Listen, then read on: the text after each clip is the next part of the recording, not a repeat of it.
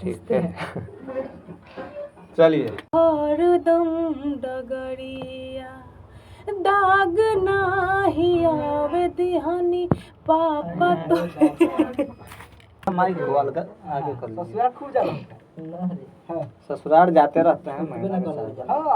हाँ हम जॉब देखे एकदम दुलारी रे बेटी ढारस नैन लो पापा के दुलारी रे बेटी ढारस नैन लो उड़ी रे सुगना चली रे जई हे होते आज भोर हे पापा होते आज भोर ढारस नैन लो पापा के दुलारी रे बेटी ढारस नैन लो उड़ी रे सुगना चली रे जई हे होते आज भोर हे पापा होते आज भोर पापा के दुलारी रे बेटी ढारस नैन लो पापा के दुलारी रे बेटी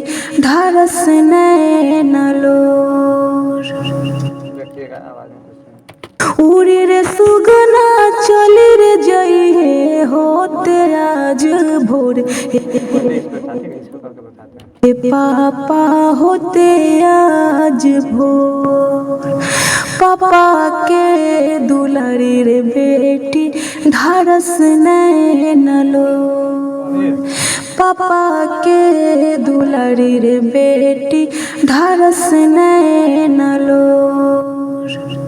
ये बांध के फेंका है ये वाला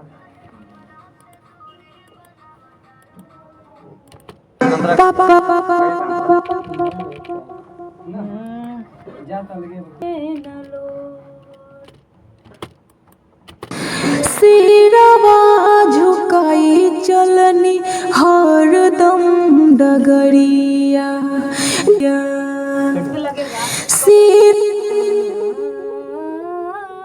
ध्यान रखिएगा आप। ये वाला लगेगा ठीक है आप ध्यान रखिएगा वो रिकॉर्डिंग समय वो सब किएगा। काई ठीक है अंतरा मिश्रा।